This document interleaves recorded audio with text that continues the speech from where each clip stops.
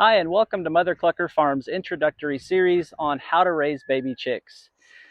So you bought your chicks at the local feed store. What next? We're going to show you a step-by-step video on what you're going to need to successfully bring home your babies and raise them to mature henhood so that you can get eggs for your family. All right, the first thing you're going to need to do is have what's called a brooder in place. A brooder is just a safe place that you can successfully raise those chicks, keep them warm, and provide them with food and water. Make sure you have a brooder set up and in place either in your home or outside for those babies before you get them and bring them home from the feed store. The last thing you want to do is get birds on the fly, come home, and then try to figure out where you want to put them, because they need to have a safe, warm environment the minute you bring them home. We're going to be using this coop. This is the first coop that we built for our flock. We use this for our external brooder. We're going to use this. I've already deep cleaned it and it is ready to go.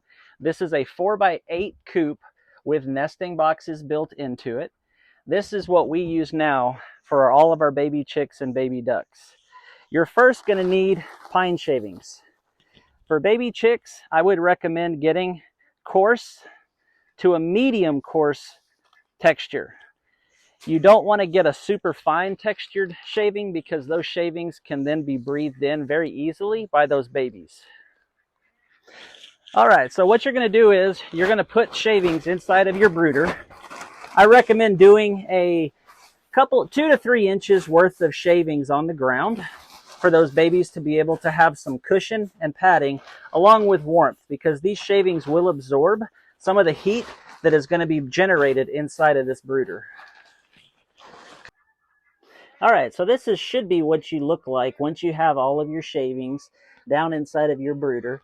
Again, you don't have to have a brooder this big, but you will want to make sure you have, like I said, 2 to 3 inches of shavings available to them to run around on and be safe.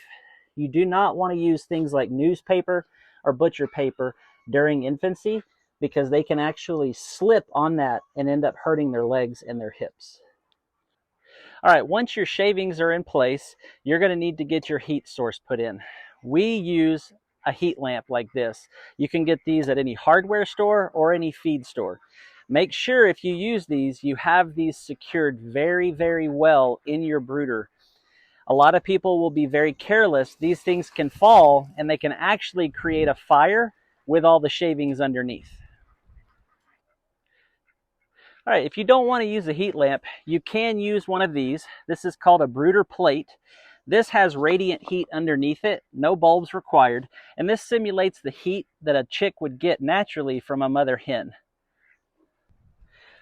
Okay, once you have your heat lamp in place, you want to make sure that it is secured very well.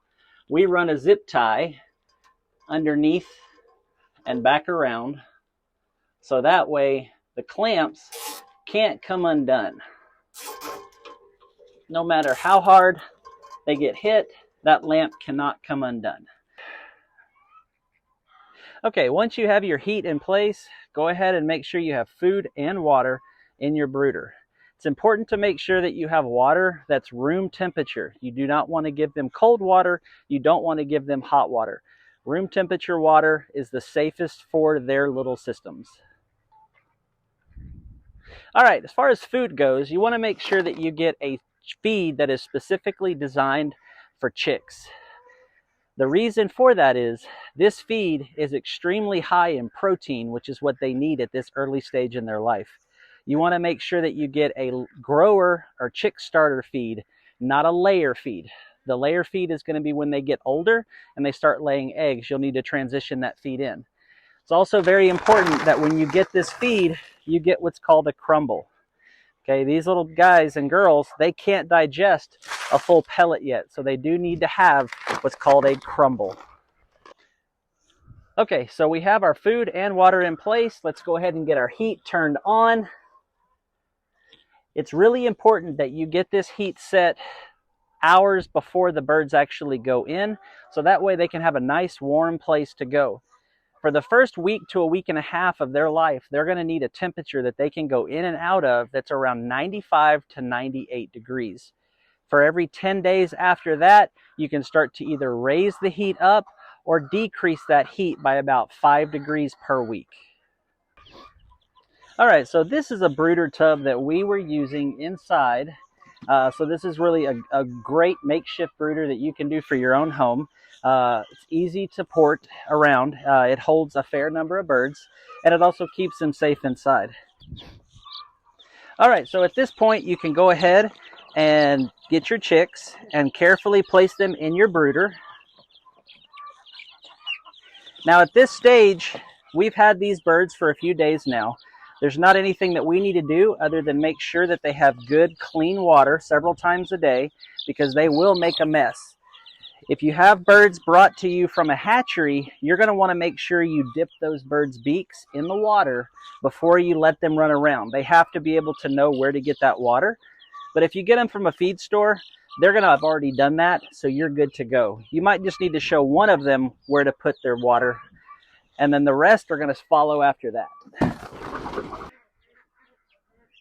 All right, now you're at the point where these little guys and girls, they can live their life in this brooder, safe and secure, with fresh water and fresh feed.